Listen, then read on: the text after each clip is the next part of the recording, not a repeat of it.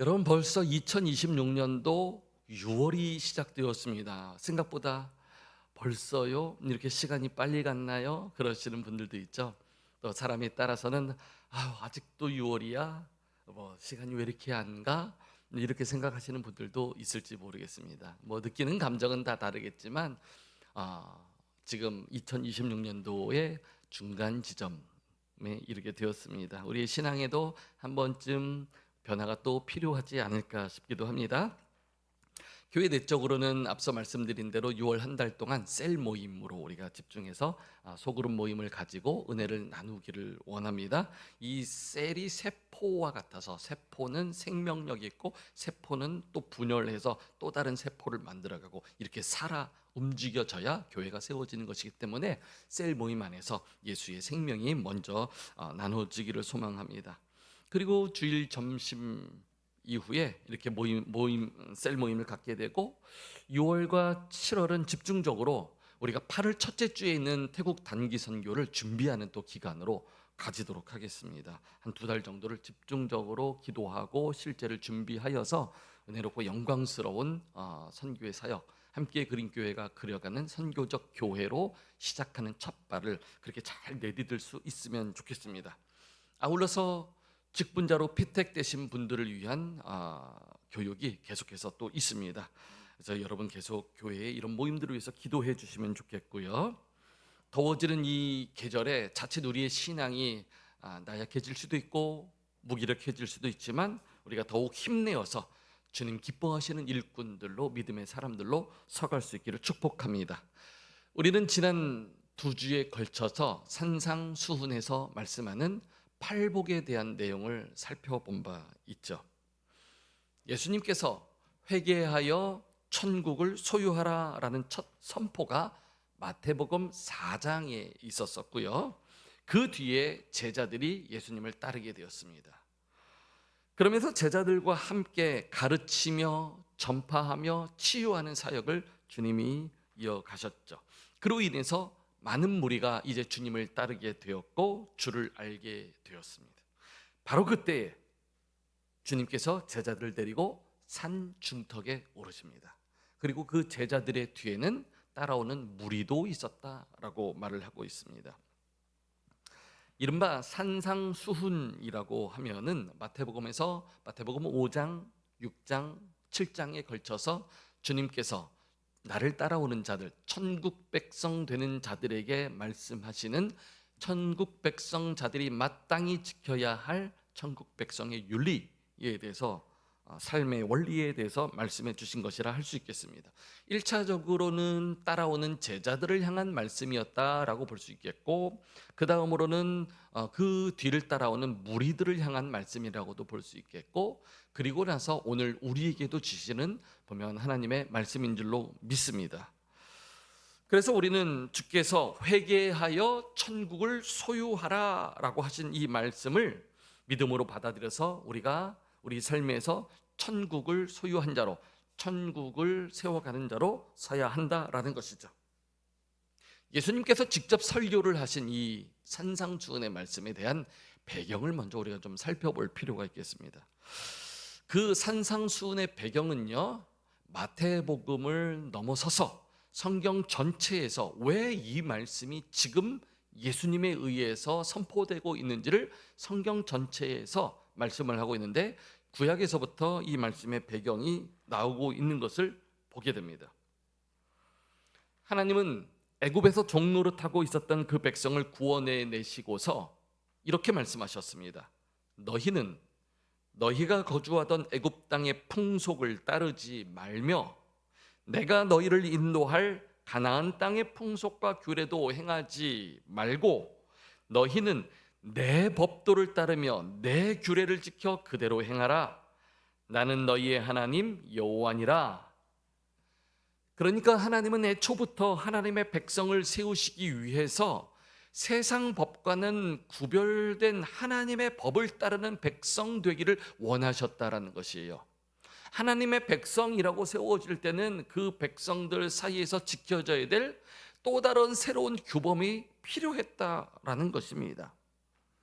그래서 하나님께서는 이 목적을 위해서 하나님의 백성을 제대로 세우기 위해서 하나님의 백성들이 애굽에서 섞여 살아 있었지만 그들을 구별해 내셨고 그들에게 하나님의 법을 지금 새롭게 허락해 주셨다라는 것이에요. 그래서 세상 풍속의 규례가 아닌 하나님 백성의 규례를 지금 주시고 계신다는 것이에요. 그리고 구약에서는요, 이스라엘 공동체가 이 하나님이 정하신 규례를 따르지 않고 우상을 섬겼을 때에 심판이 임하게 된 것도 우리에게 보여주고 있습니다. 이스라엘이 남과 북으로 나눠졌고요, 각각 다른 나라들에 의해서 멸망당하게 되죠. 특별히 북이스라엘이 멸망하는 과정을 열왕기 하에서 말씀을 해주는데요, 하나님은 이스라엘이 하나님의 말씀을 듣지 않고 심판에 이르게 되었다라는 그 이유를 열왕기하 17장에서 말씀해 주고 있습니다. 이 일은 이스라엘 자손이 자기를 애굽 땅에서 인도하여 내사 애굽의 왕 바로의 손에서 벗어나게 하신 그 하나님 여호와께 죄를 범하고 또 다른 신들을 경외하며 여호와께서 이스라엘 자손 앞에서 쫓아내신 이방 사람의 규례와 이스라엘 여러 왕이 세운 율례를 행하였음이라.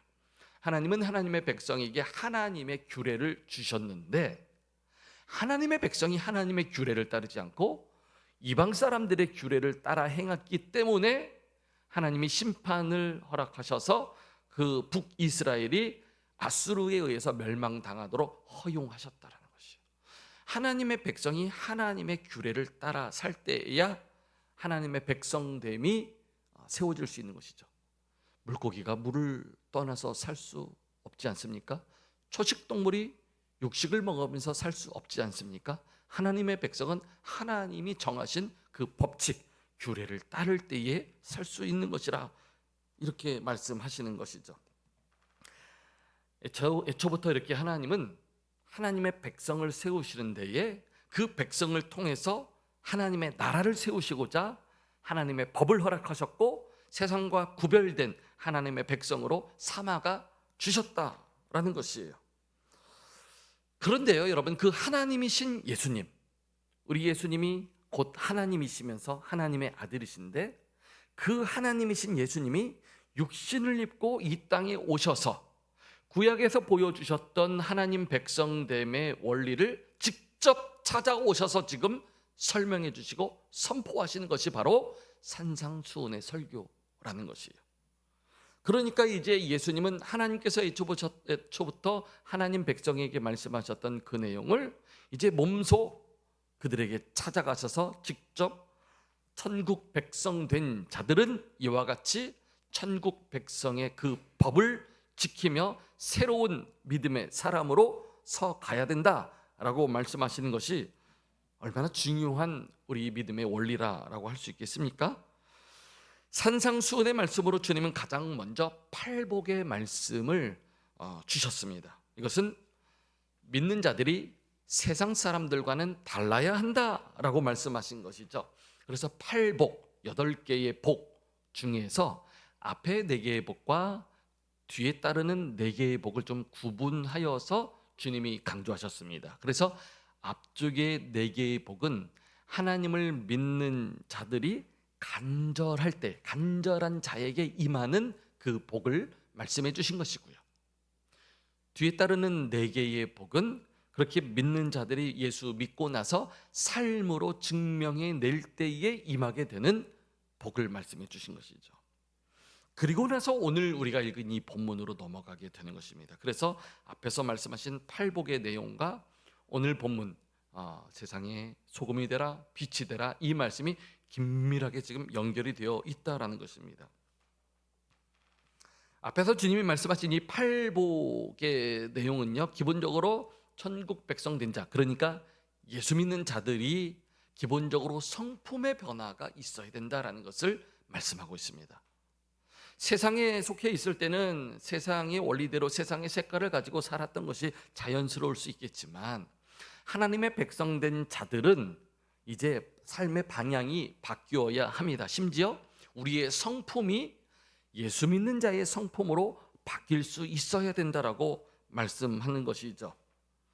한 번 한 번 예배를 드리면서 말씀으로 변화되고 찬양하는 삶이 되고, 그래서 점차 우리의 성품도 천국 백성에 걸맞는 그런 성품으로 변화되어야만 한다라는 것입니다. 여러분, 사람의 성품이 변한다는 것은 결코 쉬운 일은 아닙니다. 오히려요, 예수님 믿다가 거룩한 성도로 살다가 세상의 성품으로 바뀌는 것은 쉬워요. 죄된 세상이고 죄의 습성이 우리에게 여전히 있기 때문에 죄의 방향으로 흐르는 것은 쉽습니다. 빠릅니다. 그러나 세상의 성품을 가지고 있다가 거룩한 성품, 하나님의 성품으로 바뀌는 것은 여간 어려운 것이 아니에요. 마치 흐르는 물살을 거슬러 올라가야 하는 것과 같습니다. 부단히 영적으로 노력하지 않으면은 어지간해서는 이 성품이 변하기가 쉽지 않다라는 것이죠. 하지만 천국 백성 된 자, 예수 믿는 자가 되기 위해서는 반드시 이 산을 넘어야만 합니다. 성품의 변화를 가져올 수 있어야만 한다라는 것이에요.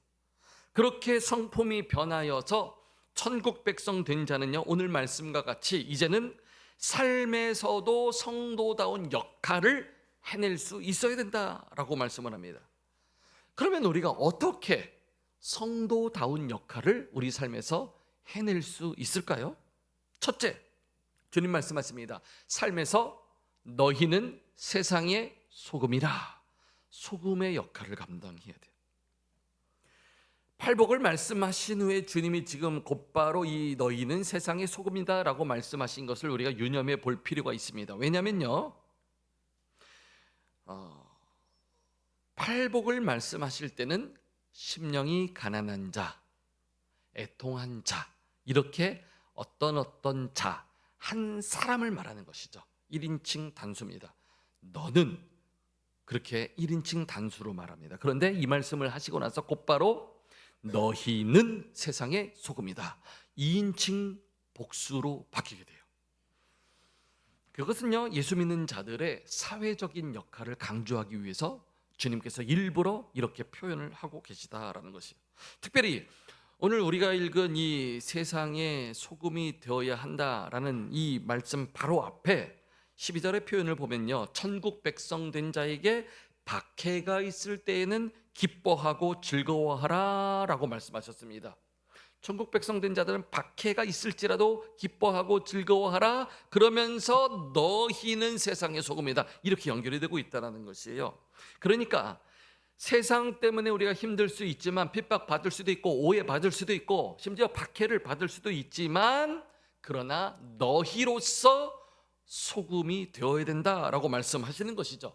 그것이 바로 이 너희여야 하는 그 공동체로서 우리가 세상을 대응해 갈 수 있어야 한다라는 것입니다. 성도로서의 사명도 있다라는 것을 말하고 있는 것입니다. 본문에서는 소금의 이 기능을요, 맛을 내어서 짜게 하는 것이다 라고 간단하게 표현하고 있지만, 그래서 이 소금이 그 기능을 발휘하지 못하면 사람들에게 밖에 버리워 사람들에게 밟힐 뿐이다 라고 말을 하고 있지만, 주님이 왜 이런 말씀을 갑자기 하셨을까요? 단순히 음식과 관련해서 소금이 중요하다 이 말씀만을 하시기 위함이었을까요? 아니에요. 유대인이셨던 주님은 말씀을 받고 있는 그 유대인들이 소금에 대해 평소에 느끼고 있었던, 알고 있었던, 공감하고 있었던 내용을 지금 공유하고 있는 것입니다. 당시 유대인들이 소금에 대해서 조금 더 포괄적인 의미들을 중요하게 여기고 있었음을 알 수가 있습니다. 유대인들이 인식하고 있었던 이 소금의 기능은요, 첫째, 생명을 유지시키는 것으로 소금을 생각하고 있었어요. 물, 불, 이런 것들은 우리 삶의 필수잖아요. 생필품이잖아요. 꼭 있어야만 하는 것이잖아요. 그와 같이 소금도 우리 삶에 꼭 있어야 하는 생필품 중에 하나로 여겼다라는 것이에요. 그러니까 너희는 소금이 되어라 라고 말씀하셨을 때는 꼭 필요한 것, 없어서는 안 되는 필수 요소, 그와 같은 자가 되어라 라는 말씀이라는 것이죠. 두 번째, 이 사람들의 생각들에는 이 소금은 방부제 역할을 하고 있다는 것을 공유하고 있습니다. 냉장고가 없었던 그 당시 시대, 그리고 소금을 뿌려서 그렇기 때문에 생선이나 고기를 보존해야만 했었습니다. 만약에 소금이 없었다면 곧바로 부패할 수밖에 없었겠죠. 소금이 그 부패를 막아주고 있다라는 것이에요. 그래서 너희는 세상의 소금이다라고 했을 때는 너희가 썩어가는 세상에서 방부제 역할을 해라라는 의미가 된다라는 것이죠. 세 번째, 소금은 맛을 내는 역할을 하죠. 그것을 대표적으로 지금 본문에서 표현하고 있는 것인데, 이 소금은요, 음식에 뿌려졌을 때에 소금이 녹아져서 그 음식 사이로 스며들게 됩니다.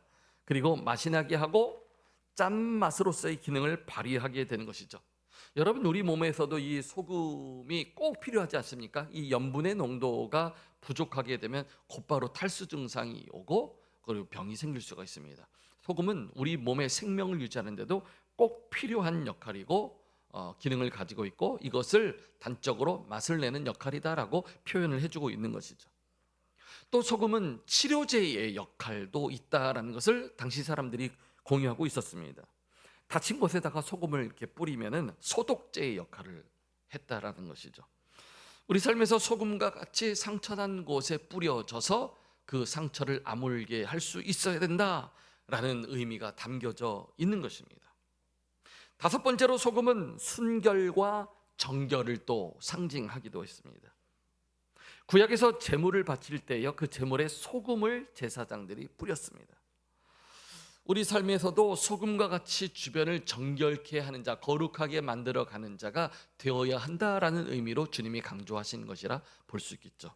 마지막으로, 소금은요, 부름받은 자라는 의미도 담겨져 있습니다. 그 당시 소금을 채취할 때는요, 사해바다 중심으로 하여서 이 땅에서 소금을 채취해야 됩니다. 그러면 이렇게 긁어 모으게 되면은 소금과 더불어서 불순물들이 같이 모아지게 되겠죠. 거기에서 소금만을 따로 정제해 내야지 순도 높은 소금을 쓸 수가 있는 것입니다. 우리 믿음의 사람들이 세상 속에 있습니다. 같이 어우러져 있어요. 죄도 묻어져 있습니다. 거기에서 우리는 부름받은 자로서 하나님 앞에 예수의 사람으로 부름받아 설 수 있어야 된다라는 의미가 되는 것이겠죠. 이런 의미들을 주님이 말씀하신 소금의 맛이 되는 것이고, 이런 의미들로 그 맛으로 짜게 하는 것인데, 만약 이런 소금의 기능과 역할을 다하지 못하면 그 소금은 밖에 버려지게 되고 지나가는 사람들에 의해서 밟힐 뿐이다 라고 말을 합니다. 그러니까 예수 믿는 자들이 그 역할을 잘 감당하지 못하면 오히려 세상에게 밟힐 뿐이고요, 세상의 비웃음거리가 될 수 있다라고 지금 말씀하시는 것이죠. 그래서 염분 없는 소금은 믿음 없는 성도를 의미한다라고 볼 수 있겠습니다. 교회는 다니지만 우리가 믿음 없이 다닌다라고 생각할 때 얼마나 안타까운 모습이겠습니까? 소금은 소금인데 염분이 없는, 맛을 내지 못하는 소금과 같기 때문에 그렇죠. 또는 소금은 소금인데 그 속에 불순물이 많이 포함되어 있기 때문에 정제하는 과정에 오히려 염분까지 같이 씻겨 나가 버리게 된다면 소금으로서의 의미가 없는 자가 될 수 있다라는 것이죠. 교회 다니는 사람들이 천국 백성으로 살아가지 못하면 이와 같이 맛이른 소금이 될 수밖에 없다라고 주님이 말씀하시는 것이에요. 함께 그린 교회 모든 성도들은 하나님 앞에 너희는 세상의 소금이라 이 말씀을 잘 기억하여서 세상에 녹아드는, 맛을 내는, 세상을 썩지 않게 하는, 세상이 살맛나게 하는 그런 귀한 소금으로서의 역할 잘 감당할 수 있기를 축복합니다. 아멘. 둘째로, 주님은요, 마태복음 5장 14절에서 너희는 세상의 빛이다 라고 이렇게 말씀하셨습니다. 역시 마찬가지로 너희라고 했을 때는 나 혼자만이 아니라 우리로서 세상에서 감당해야 될 역할이 있다, 사회적인 역할이 있다라는 것을 지금 강조해 주는 것이겠죠. 여러분, 지금도 이 안에 많은 빛들이 있는데요, 이 빛이라는 것은요, 크게 두 가지로 나눌 수가 있겠습니다. 발광체가 있고요, 반사체가 있습니다. 제 얼굴에서 빛이 나나요? 그러면은 반사를 시켰기 때문에 그렇겠죠. 이 등불은 발광체입니다. 빛을 발하는 체입니다. 태양을 생각하면요, 태양은 발광체입니다. 빛을 발하는 행성이에요. 달은요, 태양의 빛을 받아내서 반사시키는 행성입니다. 그래서 발광체가 있고 반사체가 있습니다. 우리 하나님, 우리 예수님은요, 발광체입니다. 빛을 발하신 빛 자체이십니다. 믿으십니까? 예수님께서 그래서 빛으로 오셨다라고 말씀해 주고 있어요. 그리고 우리는 그럼 어떻게, 예수 믿는 자들은 어떻게 되겠습니까? 예수님이 비추신 그 빛을 받아내서 빛을 비추게 하는 반사체가 되는 것입니다. 우리 스스로는 빛을 낼 수가 없는 존재들이에요. 예수님의 빛을 받아야만 그 빛을 전하는 자로 설 수 있다라는 것이죠. 그래서 우리는 그 예수님께 받은 빛을 사회에도 비춰낼 수 있는 자로 서야 한다라는 것입니다. 어차피 죄된 세상은요, 스스로 빛을 낼 수가 없습니다. 어둠 그 자체이죠. 우리가 예수님으로부터 받은 빛을 반사해 낼 수만 있다면 얼마든지 우리를 통해서도 세상을 밝힐 수 있다라는 것입니다. 그런 면에서 예수 믿는 자들은요, 한 사람 한 사람의 행동, 성품, 말, 이런 것이 얼마나 중요한지 몰라요. 그것으로 반사해내고 예수를 담아내고 있기 때문에, 그 교회 다니는 사람, 그 사람 보니까 예수님 계시네. 그 사람의 말투, 그 사람의 행동 보니까 예수님 닮은 것 같네. 이런 사람이 되어야 된다는 것이에요. 여러분 믿으십니까? 그 은혜가 우리 함께 그린 교회 모든 성도들에게 삶에서 그대로 드러날 수 있기를 주의 이름으로 축원합니다. 예수님 당시에는요, 집들이 이렇게 언덕에 높고 낮은 곳에 이렇게 굴을 파는 형식으로 거주지가 형성되어 있었습니다. 우리 개념으로 치면은 달동네 같은 그런 느낌일 수도 있겠습니다. 그러다 보니까 전기도 없고 어둑어둑한, 해가 지면 이제 어둑어둑한 때가 되는데 빛을 밝히기 위해서 조그만 호롱불들 집에서 비출 수 있겠지만, 만약에 높은 곳에 있는 집에서 좀 강한 빛을 밝힐 수만 있다면 낮은 곳에 위치한 집들도 같이 더불어서 그 빛으로 밝음을 누리고 살아갈 수가 있겠죠. 그리고 안전을 위해서도 반드시 그 동네에서는 가장 높은 곳에 있는 집에서 가장 밝은 빛을 내어 주어야만 동네가 안전해질 수도 있는 것입니다. 믿음의 사람들은요, 산 위의 동네가 다 밝게 비춰지는 그런 빛이 되어야 한다라고 주님이 말씀하시는 것입니다. 누가 보더라도 밝은 사람, 누가 보더라도 어둠을 밝게 하는 사람, 누가 보더라도 그 사람 때문에 안전한 사람, 그러한 빛의 사람 다 될 수 있기를 축복합니다. 누구보다 예수님이 빛으로 오셔서 어둠을 밝히시지 않았습니까? 그래서 요한복음 8장에서는 이렇게 말씀을 합니다. 나는 세상의 빛이니 나를 따르는 자는 어둠에 다니지 아니하고 생명의 빛을 얻으리라. 아멘. 예수님이 세상의 빛이시래요. 그래서 예수님을 따를 때에 생명의 빛을 얻게 된다는 것이에요.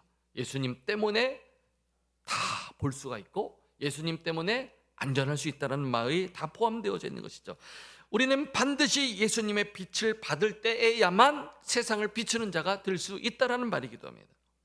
예수님은 이어서 15절에서 이 빛의 기능에 대해서 조금 더 자세하게 말씀을 해 주시는데, 집에서 켜는 등불과 관련하여서 말씀을 해 줍니다. 그 당시에 전기가 없지 않았습니까? 그리고 기름이라고 해봤자 올리브유 조금 이렇게 담아서 소소하게 조그맣게 피는 그런 등불과 같은 것들밖에 없었을 것입니다. 불이 한번 꺼지게 되면 다시 이 불을 켠다는 것 자체가 여간 어려운 것이 아니거든요. 그렇기 때문에 이 불을 잘 유지해야 돼요. 그런데 사람이 이 불을 바닥에다가 말 아래에다가 두지 않는다라고 주님이 비유로 말씀하셨어요. 이 말이라는 것은요, 약 9리터 정도 되는 이 바가지 같은 겁니다. 그 바가지 바닥에다가 두고 그 바가지 같은 것으로 덮어두지 않는다는 것이요. 불이라는 것의 기능은요, 그 방을 다 비추는 역할이기 때문에 이 말 아래에다가 두어가지고 그러면 산소가 부족해지고 곧 불이 꺼지게 되거든요. 그런 사람은 어리석다, 그렇게 하는 사람은 없다. 당연히 불은 방 안을 구석구석 훤히 비출 수 있도록 높은 곳에 등경 위에다가 놓는 것이 맞지 않느냐. 불로서 빛으로서의 역할과 사명, 그 위치는 모든 곳을 비추는 자로서의 역할로 그렇게 세워져야 한다라는 것을 말씀하고 있는 것입니다. 예수 믿는 자들이 이와 같아야 된다는 것이에요. 여러분, 좌우에 계신 분들 한번 우리 축복하면서 인사 나누실까요? 당신이 바로 빛이십니다. 당신 때문에 세상이 밝아질 것입니다. 아멘. 여러분, 예수 믿는 자들에게는 하나님께서 축복의 권세를 허락해 주셨어요. 우리의 말로 이렇게 축복을 하면요, 하나님이 들으시고 그렇게 이루어 주신대요. 그래서 한번 축복할 때도 진짜 서로 그런 축복들이 있기를 원합니다. 예수 믿는 자들이 이와 같아야 돼요. 우리가 세상을 비추는 자로 서야 한다라고 말씀합니다. 우리 때문에 어두운 밤에라도 안전하게 갈 수 있도록 세상이 비춰져야 되고요, 어둠이 물러가야 되고요, 온 세상이 밝아지도록 해야 됩니다. 성도들 중에서도 어떤 성도를 떠올리면 그 성도는 참 밝다, 그 성도 생각하면 그냥 기분 좋고 은혜롭다, 이런 분들이 있을 수 있어요. 반면에 어떤 성도를 생각하면 그 성도 보면 무서워, 그 성도 보면은 조금 불편해, 이러면 안 되지 않습니까? 빛인데요, 그렇죠? 소금인데요. 그래서 우리가 예수 믿는 자, 천국 백성, 나는 달라야 된다, 나는 빛이다, 소금이다 기억하시고, 가깝게는 우리 가족에서부터, 그리고 교회에서도 우리 주변을 밝게 만들고 맛깔나게 만드는 없어서는 안 될 존재, 그런 성도로서 다 설 수 있기를 축복합니다. 아멘. 세 번째로 본문의 16절에서는요, 빛을 비추는 자로 사람 앞에 비추게 하되 특별히 그들이 우리의 착한 행실을 보고 하나님께 영광 돌리게 하라, 이렇게 주님이 말씀하셨습니다. 소금이 되고 빛이 된다는 것은 우리가 이 사회에서 무언가 어떤 역할을 해야 된다라는 것을 말씀하는 것이죠. 소금처럼 맛을 내고 썩지 않게 해야 되겠죠. 그리고 빛처럼 어둠을 밝히고 에너지가 흐르도록 해야 되겠죠. 그러나 소금이 되고 빛이 되는 것은요, 막연한 개념적인 것이 아닙니다. 우리 속에서 상상만으로 또는 생각만으로 되어질 수 있는 것이 아닙니다. 반드시 우리 삶에서 실천하여서 사회적인 역할과 그 기능을 감당해내는 데까지 나아가야 하는 것입니다. 믿으십니까? 그것을 바로 착한 행실이라고 주님이 말씀하고 있는 것이죠. 그래서 이 착한 행실은요, 구약에서부터도 강조되었던 것인데 10계명을 보면 1부터 4계명은 하나님 앞에서 믿음의 백성들이 지켜야 될 계명, 5계명부터 10계명까지는 하나님의 백성들이 사람들과 이웃들 사이에서 지켜야 될 계명, 이렇게 말씀하시지 않았습니까? 바로 이 5부터 10계명에 이르는 그 계명, 그것이 바로 착한 행실로서 표현을 하는 것이고요. 8복에 있어서도 1부터 4복까지는 믿음의 백성들이 간절함을 가지고 하나님 앞에 나아갈 때에 얻게 되는 복, 5부터 8까지의 그 복은 우리가 사회에서 사람들을 향해서 드러낼 때에 얻게 되는 그 복, 그것을 말하고 있지 않습니까? 이것을 착한 행실로 말씀해 주고 있는 것입니다.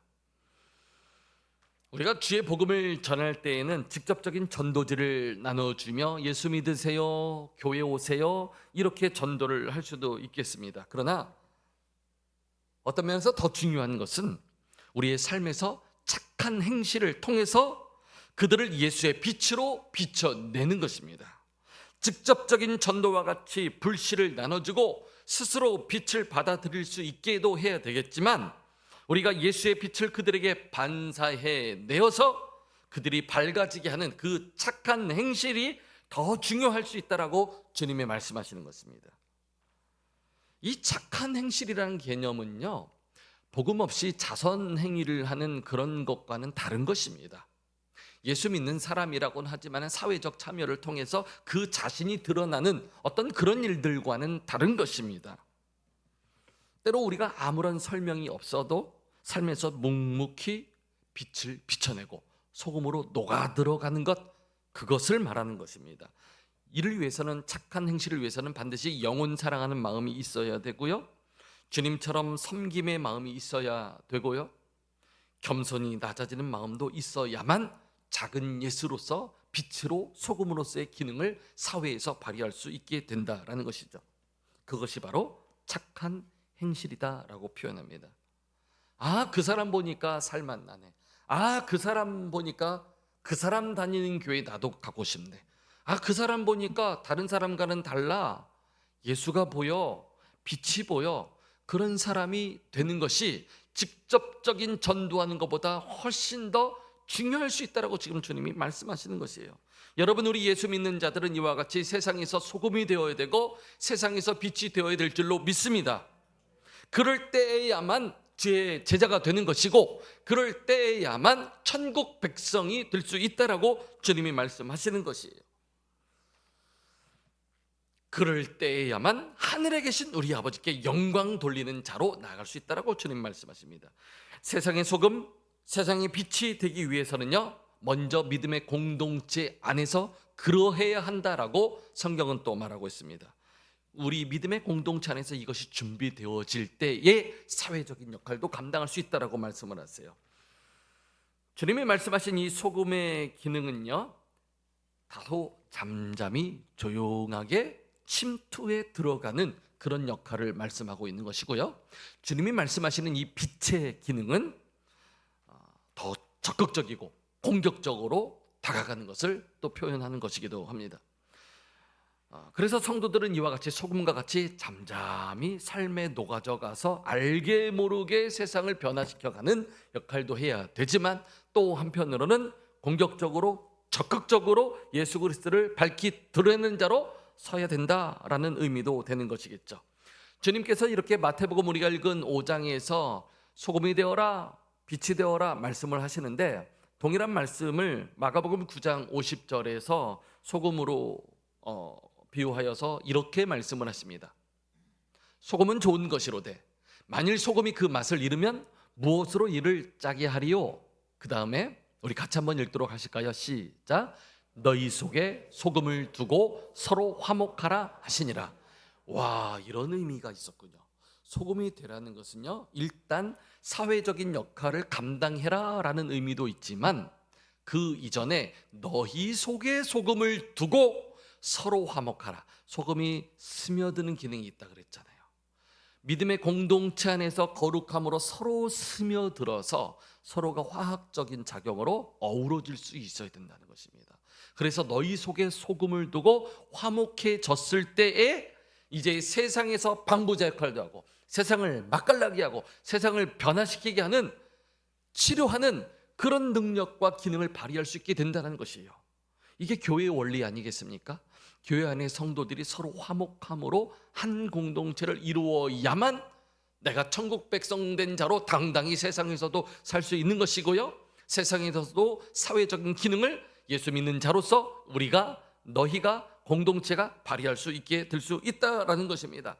이것은 말뿐이 아닌, 개념만이 아닌 우리 삶에서 반드시 실천해야 되는 명령입니다. 주께서 그러하라. 너희는 세상의 소금이다. 명령을 넘어서서 이거는 명제입니다. 이것 너희는 그렇다. A는 B다 라고 딱 규명해 주신 것입니다. 우리의 정체성인 것입니다. 우리는 세상의 소금이고 세상의 빛입니다. 믿으십니까? 아멘. 착한 행실로 나아가기 위해서 우리가 서로에게 소금의 역할을 발휘하고 나아가서 이 세상을 변화시키는 믿음의 공동체로 설 수 있기를 주의 이름으로 축원합니다. 우리 다 같이 자리에서 일어나셔서 말씀의 은혜를 기억하면서 함께 찬양하면 좋겠는데요, 이 말씀의 은혜를 그대로 담은 찬양이 있어서 여러분들과 함께 은혜를 나누기를 원합니다. 찬양의 가사가 이렇습니다. 주의 말씀 따라서 살아가기 원하네. 세상의 소금 되어 주만 나타내리라. 주의 말씀 따라서 살아가기 원하네. 세상의 빛이 되어 예수만 높이리라. 하나님 나라 임하시오며 거룩한 뜻이 이루어지리라. 모든 어둠 이기었도다. 오 주님만 영광 받으소서. 이 찬양 그대로, 우리가 이 가사 그대로 믿음으로 고백하면 좋겠습니다. 다 같이 찬양하도록 하실까요?